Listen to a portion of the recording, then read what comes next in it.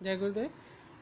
Just now in this chapter already we have learned then about means chapter next chapter force and law of motion. सबसे पहले हमने force के बारे में discuss किया था कि फोर्स क्या होता है and types of force. Okay, then after that SI unit of force and CGS unit of force. उसके बाद law of motion. Law of motion के पहले हमने इनर्शिया के बारे में स्टडी किया कि इनर्शिया क्या होता है, कितने टाइप्स का होता है, क्या डेफिनेशन होती है, क्योंकि इनर्शिया से ही रिलेटिव है first law of motion. Then इसके बाद हमने स्टडी किया फर्स्ट लॉ ऑफ मोशन और इनर्शिया लॉ. ये दो टाइप के होते हैं, rest of inertia, motion of inertia. दोनों की स्टडी करी क्या होते हैं और दोनों के एग्जाम्पल स्टडी किए. ठीक, आफ्टर दैट हमारा टॉपिक इनने कवर किया second law of motion. After that हमने टॉपिक कवर किया सेकेंड लॉ ऑफ मोशन और उसके example. Then third law of motion और उसके example. After that we have to complete या we have to prepare the mathematical portion जिस पर numerical थोड़े से बेस होते हैं. द मैथमेटिकल फार्मूला जो हमारा होता है, you can see in screen, mathematical formula of first law, second law and third law of motion. जो मैथमेटिकल फार्मूला मीन्स मैथ्स के फॉर्म में हम इसको कैसे लिखेंगे, first law, second law, third law को. ठीक है, तो मैथमेटिकली सब हम स्टडी करते हैं. स्टेटमेंट वही रहेगा, a body having a rest position continue rest, it will not change the on position. Motion position continue motion, it will not change the motion position whenever we are not applying any external force. जब external force नहीं लगा रहे हैं तो force F equal to zero. जब F equal to zero है, जो body वैसी है, एसिलेशन जीरो रहेगा. तो एसिलेशन जीरो, ये इसका मैथमेटिकल स्ट्रक्चर, मैथमेटिकल फॉर्मूला एक छोटा सा बन जाता है. कभी कभार फिल इन द ब्लैंक्स में या MCQ में वगैरह पूछ सकते हैं. ठीक है ना. इसके बाद थर्ड की बात करते पहले सेकंड की, इसकी बात करें तो थोड़ा डिटेल में जाना पड़ेगा उसकी. According to the third law of motion every action is equal to the reaction. ठीक है, ये हमारी एक बॉडी है, मैंने पहले भी लिया था. बॉडी पे एक्शन फोर्स F12 और रिएक्शन फोर्स 2-1 अपोजिट फोर्स मुझे लग रहा है. ठीक है, तो फॉर्मूला ये बनेगा F12 equal to F21 minus में क्यों, क्योंकि डायरेक्शन अपोजिट है. सो हम we can write like this F12 equal to minus F21. ये हो गया, इट इज़ एक्शन फोर्स और ये reaction force.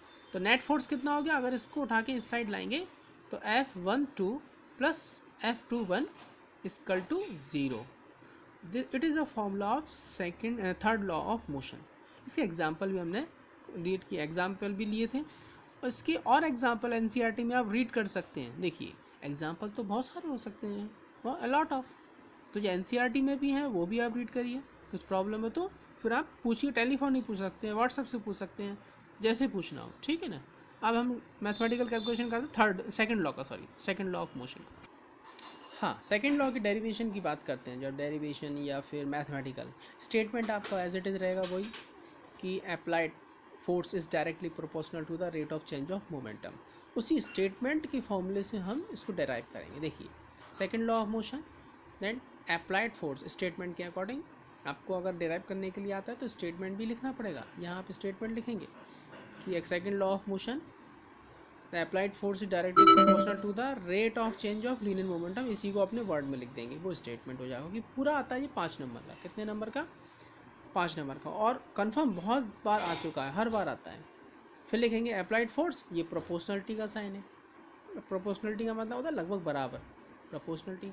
Then after that the rate of change of linear momentum. इसको इक्वेशन 1 मान लो. क्या मान लो, इक्वेशन नंबर 1 मान के छोड़ दो ये स्टेटमेंट के अकॉर्डिंग. अब हम डेरिवेशन पे आ जाते हैं. डेरिवेशन में हम क्या करेंगे, डेरिवेशन के लिए लेट ए बॉडी, कोई एक बॉडी ली है हमने, जैसे उसका मास m है और उसकी पोजीशन a है. पोजीशन a मतलब पहले वो मोशन कंडीशन में है, धीरे धीरे चल रही है. ठीक है, अब अगर इस पर फोर्स अप्लाई करेंगे तो ये फास्ट हो जाएगी. फास्ट होकर उसका वेलोसिटी चेंज होगी. फिर मास थोड़ी ना चेंज होगा. हम दौड़ते हैं तो हमारा वेट थोड़ी ना बढ़ जाएगा, घट जाएगा. एकदम नहीं घटता, लेकिन during the motion condition, fast motion, velocity change हो जाएगी. फाइनल वेलोसिटी हो गई v, ये इनिशियल वेलोसिटी. जैसे आप मोशन इक्वेशन में लास्ट चैप्टर में किया होगा, ये मोशन कंडीशन सेकंड पोजीशन हो गई, ठीक है। फर्स्ट पोजीशन के लिए मोमेंटम क्या होगा, मोमेंटम हमने पहले पढ़ा है, मोमेंटम भी पढ़ा है ना, मास और वेलोसिटी का प्रोडक्ट। तो इस कंडीशन में इसका मोमेंटम हो गया, इसको हम लीनियर मोमेंटम बोलते हैं। क्या, linear momentum. P1 that is equal to P1 equal to mu, P1 equal to mu बन गया इसका पूरा। ऐसे ही सेकंड का क्या बना, बी कंडीशन का, बी पोजीशन का मोमेंटम, चाहे तो लीनियर मोमेंटम अच्छा लगता है थोड़ा, linear momentum P2 equal to mv, v मतलब फाइनल वेलोसिटी। ये दोनों के फॉर्मूले हो गए। अब हमको निकालना क्या है, हमको निकालना है फोर्स कितना है F, और rate of change of momentum कितना है वो निकालना है। दोनों को निकाल के आमने सामने रख देंगे, जो होगा देख लेंगे। इतना काम करना है। तो इसके लिए हम थोड़ा सा लेट अप्लाइड फोर्स F, कोई प्रॉब्लम नहीं है भाई, अप्लाइड फोर्स तो F हो गया, चल गया काम, F की जगह F रख देंगे। And linear momentum is P equal to mass into velocity होता है, ठीक है, होता है ना। हाँ, ए पोजीशन के लिए मोमेंटम क्या हो गया, P1 इक्वल टू mu, जो वो लिखा है हमने डायग्राम में वही नोट कर रहे हैं। लीनियर मोमेंटम है बी पोजीशन के लिए P2 इक्वल टू mb, आपको ऐसे याद रखना पड़ेगा, इजी पड़ेगा, P2 इक्वल टू mb, ठीक है। अब हमको क्या निकालना है, देखो फोर्स निकाल लिया, rate of change of momentum, momentum भी निकाल लिया P1 P2, चेंज निकालना है, चेंज और रेट।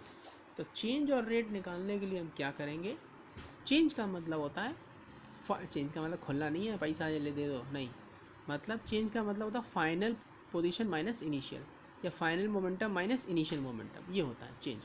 तो डेल वी से चेंज को डेल वी से डिनोट करते हैं, del V, sorry change in momentum है ना, तो डेल पी होगा, चेंज इन मोमेंटम, वेलोसिटी हो जाएगी नहीं तो डेल वी, ये पी है, पी क्या है ये, P, change in momentum del P, P2 minus P1, P2 की वैल्यू mv माइनस P1 की वैल्यू mu, ठीक है, m कॉमन ले लिया, v माइनस u, ये डेल पी की वैल्यू हो गई।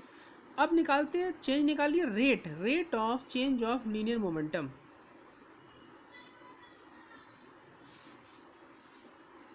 Linear rate of change, rate का मतलब होता है टाइम से, पहले भी मैंने बताया था टाइम, जो मोमेंटम है लीनियर मोमेंटम, इसको टाइम से डिवाइड कर दो तो वो हो जाएगा rate of change of linear momentum, मतलब del P upon del T, या टी भी लिख सकते हैं, मत लिखो, del P upon del T. Del P की वैल्यू जो यहाँ से है यहाँ पुट अप कर दी, तो M V minus U upon T, T भी लिख, ये हो गया rate of change of linear momentum की वैल्यू, ये हो गई ये एम वी माइनस यू। अब इस वैल्यू को जो मैंने जो दिखाई, ये वैल्यू और ये फोर्स है, उन वैल्यू को इस इक्वेशन 1 में पुट करेंगे, यहाँ पर इक्वेशन 1 में पुट कर देंगे। देखिए कैसे करते हैं हम, अब देखिए पुट करेंगे। अब पुट करने के लिए हम क्या करेंगे, उससे पहले M V minus U upon A T था, उससे पहले हम V minus U upon T A होता है इस फॉर्मूले से, तो हमने V minus U upon T equal to A लिख दिया और फ्रॉम इक्वेशन 1 में पुट कर दिया। देखो फोर्स की जगह एफ, एम की जगह जो आया था इसको यहाँ पर पुट अप कर दिया, तो now change in linear momentum M A हो गया, क्यों, क्योंकि पीछे लिखा था एम, ये लिखा था v minus U upon T, तो m तो ऐसे ही रहा और v माइनस यू अपॉन इसकी प्लेस पर टी ए आ गया, क्योंकि फर्स्ट इक्वेशन ऑफ मोशन से। तो यहाँ पर हम लीनियर चेंज इन मोमेंटम कितना हो गया, चेंज इन मोमेंटम हो गया अपना इक्वेशन 1 से पूरे M A, force f, change of linear momentum, the rate of change of linear momentum M A, दोनों आपस में प्रोपोर्शनल।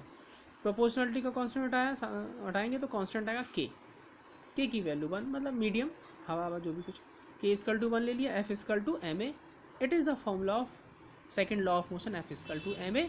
और इससे हम ऐसे भी लिख सकते हैं A equal to F upon A V M, A equal to F upon M, ये भी हम निकाल सकते हैं, ठीक है। F force equal to mass into acceleration, इससे भी ऐसा यूनिट क्या हो जाती है, मास की केजी और एक्सीलरेशन की मीटर पर सेकेंड स्क्वायर। तो ये भी एक यूनिट है फोर्स की, न्यूटन तो है ही लेकिन ये भी एक यूनिट है, ये बहुत ज़्यादा इंपॉर्टेंट है, इसको एज इट इज़ आप नोट कर सकते हैं, ठीक है ना, इसको एज इट इज़ आप नोट कर सकते हैं। आपको इसमें एक्सप्लेनेशन थोड़ा थोड़ा लिखना पड़ेगा, बस ज़्यादा नहीं।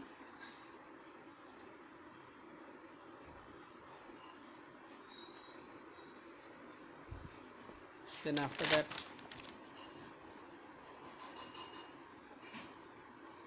यहाँ तक, ठीक है। एज इट इज़ आप इसको नोट कर सकते हैं। Thank you.